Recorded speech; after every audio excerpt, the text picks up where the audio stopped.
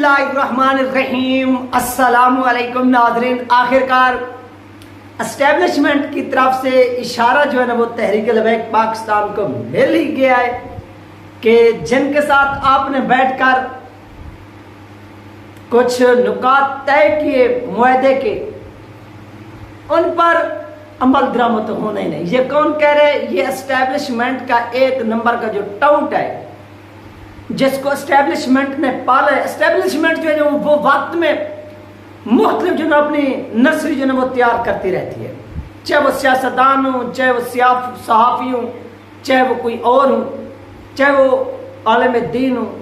आपने देखे होंगे कि बहुत से आलिम दीन जब हुकूमत आती है तो वो उस हुकूमत का हिस्सा ही होते हैं। जैसे तहर अशरफी हो गया या तहर कादरी हो गया, या इस तरह से और भी बहुत से हैं। जिसकी भी हुकूमत आए, चाहे वो परवेज मुशर्रफ की हुकूमत आए, चाहे वो जरदारी की हुकूमत है, चाहे वो नवाज शरीफ की हुकूमत है, चाहे वो इमरान खान की हुकूमत है, वो कैबिनेट का हिस्सा रहे हैं और हिस्सा होते हैं, और जब तक उनकी जिंदगी होती है वो हिस्सा रहे। इसी तरह से नाज़रीन, जो अहम तरीन बात है वो ये है कि एस्टेब्लिशमेंट आने वाले वक्तों में मुख्तलिफ जो है वो खिलाड़ी तैयार करते हैं। अगर एक खिलाड़ी अनफिट हो जाता है, आप समझ गए होंगे, अनफिट हो जाता है या उसकी किसी के बनती नहीं है, मामला जो है ना वो गड़बड़ हो जाती है, तो एस्टेब्लिशमेंट को परवाह नहीं होती। वो अपने जो खिलाड़ी होते हैं वो तैयार करके बैठी हुई होती है और उनको मैदान में उतार देती है।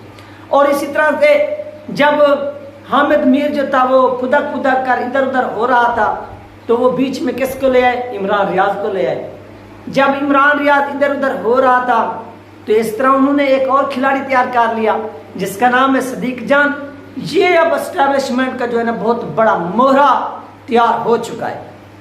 अब हामिद मीर था, सलीम साफ़ी था, और जवेद चौधरी था, और भी बहुत से टाउट साफ़ी हैं, ज़मीर फरोश बेगैरत किस्म के। तो इसी तरह से अब जो उन्होंने तैयार किया है वो किया सदीक जान। यानी ये हामिद मीर, सलीम साफ़ी और जवेद चौधरी, इस तरह के जो टाउट ये गुजर गए। अब जिसका दौर आने वाला है वो है सदीक जान। हम चलते ना दिन अपने टॉपिक की तरफ, क्योंकि यह बात क्लियर करनी थी कि इनको किस तरह से तैयार किया जाता है, फिर इनसे किस तरह से जो है वो काम लिए जाते हैं। अब नाज़रीन, हामिद मीर साहब ने यह बयान किया है, ये ट्वीट किया, आप उसके अकाउंट पर जाकर देख सकते हैं कि जो वजीर दाखिला है राना सनाउल्लाह, इसके पास इख्तियार नहीं है। ये एक बेइख्तियार है। एक लफ्ज़ होता है बाइख्तियार, ये बेइख्तियार है, बेमानी नहीं। इसके पास इख्तियार नहीं है। ये बातें तो कर सकता है, ये मुआहदे तो कर सकता है, लेकिन इसके पीछे और ताकतें हैं। वो ताकतें कौन है? वो आप भी जानते हैं, वो मैं भी जानता हूँ। वो आप उस चीज़ से अंदाज़ा लगा सकते हैं कि जब 2021 के अंदर तहरीक लबैक पाकिस्तान और हुकूमत के दरमियान मुआहदा हुआ था, जब अल्लामा सआद हुसैन साहब को 12 तारीख को अरेस्ट किया गया और 16 को तहरीक लबैक पाकिस्तान का ये जो मार्च था वो रवाना होना था इस्लामाबाद की तरफ, और 15 की शाम को रात के तकरीबन 12-1 बजे एक न्यूज़ आती है कि हुकूमत पाकिस्तान और तहरीक लबैक पाकिस्तान के दरमियान जो मुआहदा है वो तय पा गया, जिसके 3 नुकात थे कि फ्रांसीसी सफ़ीर के हवाले से करारदाद जो वो असम्बली में पेश कर दी जाएगी, और तहरीक लबैक पाकिस्तान जो है ये क्या करेगी, अपना पूरे पाकिस्तान समेत मस्जिद रहमतुल्लिल आलमीन से भी अपने जो लॉन्ग मार्च है ये शुरका जो है इनको उठा लेगी, और आखिरी जो पॉइंट था कि फोर्थ शेड्यूल में शामिल तमाम अफराद के जो नाम है उनका अखराज कर दिया जाएगा। लेकिन उस वक्त वही बेइख्तियार वजीर दाखिला था, वही बेइख्तियार, और वही बेइख्तियार वजीर था नूरुल हक कादरी, और उनके पीछे जो टीम बैठी हुई थी जिनके पास इख्तियार था वो सुकून से तमाशा देख रही थी। किसका? हुकूमत का और तहरीक लबैक पाकिस्तान का, कि इधर से भी बंदे मार रहे हैं, उधर से भी बंदे मार रहे हैं, और हमारी जो है ना वो ताकत में इजाफा होता जा रहा है। वो मैं जिनकी तरफ इशारा करूँ वो आप जानते हैं कि हमारी ताकत में इजाफा होता जा रहा है, वो भी हमारी तरफ देख रहे हैं, दौड़ते हैं। और ये भी यानी हुकूमती लोग भी और तहरीक लबैक पाकिस्तान के लोग भी, जब नाज़रीन ये मामलात भी तय हो गई और हुकूमत ने 3 दिन की गारंटी मांगी कि वो 3 दिन के अंदर अंदर क्या करेंगे, वो ये मामला तय करेंगे और आपको करके दिखाएंगे। वो 3 दिन भी गुजर गए। वो 3 हफ्ते भी गुजर गए, वो 3 मंथ भी गुजर गए, वो 6 मंथ भी गुजर गए, लेकिन उस मुआहदे पर अमल दरामद नहीं हो सका, क्योंकि वो मुआहदा करने वाले बेख्तियार थे। जब अगेंस्ट टीएलपी सड़कों पर आती है, लॉन्ग मार्च करती है 7 माह के बाद तकरीबन, तो उस वक्त कुछ बाख्तियार लोगों के साथ क्या होते हैं, मामला तय होते हैं। किन लोगों के साथ? बाख्तियार लोगों के साथ। और मुफ्ती मुनीबुर रहमान साहब मैदान में उतरते हैं। और बाख्तियार लोग कौन कौन थे? ये मुफ्ती मुनीबुर रहमान साहब ने अपने शुरू में जब वो कराची से रवाना हो रहे थे, उन्होंने कहा था कि हमारी बात जो है ना उन लोगों के साथ करवाइए जो बाख्तियार है, जो बेख्तियार है इनसे नहीं। वो बाख्तियार कौन थे?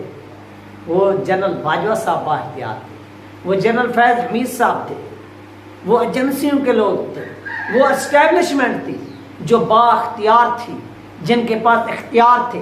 जब मुफ्ती मुनीबुर रहमान साहब वहां पर पहुंचे तो आपको मालूम है कि मुआहदा तय हुआ और इस मुआहदे के जो गारंटर थे वो बेख्तियार वजीर दाखिला राना सनाउल्लाह शेख रशीद नहीं था, नूरुल हक पादरी नहीं था, कोई नहीं था।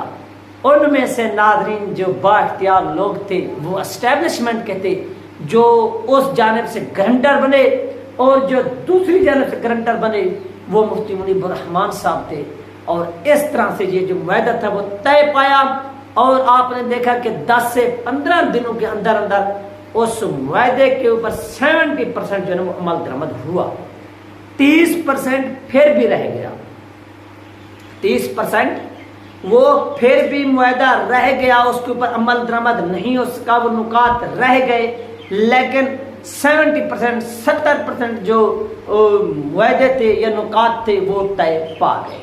अब नाज़रीन जो ये मुआहदा तय पाया, इससे जो हामिद मीर साहब ने बात की है, इससे ऐसा लग रहा है कि जिस तरह से उन्होंने कहा कि एक भी नुकात पर अमल दरामद नहीं होगा, ऐसा आपको क्या दिखाई देता है? मुझे तो ऐसे ही लग रहा है, क्योंकि इसको 1 मंथ कंप्लीट होने वाला है। आज आपको मालूम है कि 10 तारीख है और 17 दिन यहाँ से बचे हुए हैं, लेकिन अभी तक एक भी नुकात पर अमल दरामद नहीं हो सका। कोई एक पॉइंट, कोई एक नुक्ता हुकूमत के पास इख्तियार है। हुकूमत जिसको चाहती है उसके ऊपर मुकदमात बनाकर अगर किसी एक मुकदमे में अदालत उसको रिलीज करती है तो उसमें दूसरे को उठा लेते हैं। तो ये अगर एक नोटिफिकेशन भी निकालें तो उस पर फिर फौर अमल दरामद हो जाता है। लेकिन इनकी नीयत ठीक नहीं है। ये क्या करें, ये दिन को गुजारते जा रहे हैं, ये दिन गुजारने की कोशिश करें। फर्ज करें ये किसी भी वक्त असम्बली तोड़ सकते हैं, किसी भी वक्त। हाँ, जुलाई में नहीं, लेकिन अगस्त के अंदर, ये किसी भी वक्त। और अगस्त में से कितने दिन बाकी रह गए हैं? अगस्त में से नाज़रीन जो दिन बाकी रह गए वो दिन 20 दिन बाकी रह गए। इन 20 दिनों के अंदर अंदर अगर तहरीक लबैक पाकिस्तान और हुकूमत के दरमियान जो मुआहदा तय पाया, जो मुआहदा तय हुआ, जो नुकात तय पाए, उन पर अमल दरामद हो गया तो हो जाएगा, अगर ना हुआ तो फिर यह मुआहदा दफन हो जाएगा हमेशा हमेशा के लिए। इस पर कोई आगे पेशरफ नहीं होगी, यह खत्म हो जाएगा। उसकी वजह क्या है? जो फिर नेक्स्ट डेज बचेंगे, इन नेक्स्ट दिनों के अंदर नाज़रीन क्या होगा?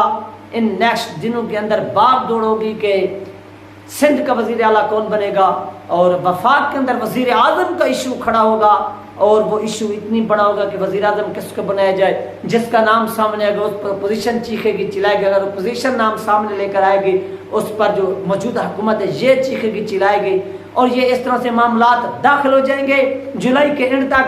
और इस तरह से इस मुआहदे के ऊपर कोई बातचीत नहीं होगी। और ये जो वजीर होंगे ये तहरीक लबैक पाकिस्तान के फोन कॉल भी अटेंड नहीं करेंगे। एक फोन कॉल भी ये सुनना जो है ना वो छोड़ देंगे। ये वो तमाम मामलात हैं जो आगे आने वाले दिनों में होंगे। आपने देखना है कि फिर ये कैसे मामलात हुए। और इस तरह से जो बाअख्तियार लोग हैं उनको चाहिए कि ये जो पुरअमल लोग हैं इनको आजमाया ना जाए बार बार, बल्कि अगर आप इनके साथ मुआहदे करते हैं तो उन मुआहदात पर क्या क्या करें, अमल भी क्या करें। अगर आप अमल नहीं करते तो फिर मुआहदा करने का कोई फायदा नहीं है। फिर आप इस तरह से क्या करें, फिर उन लोगों को ही सामने लाया करें जिनके पास इख्तियार होता है।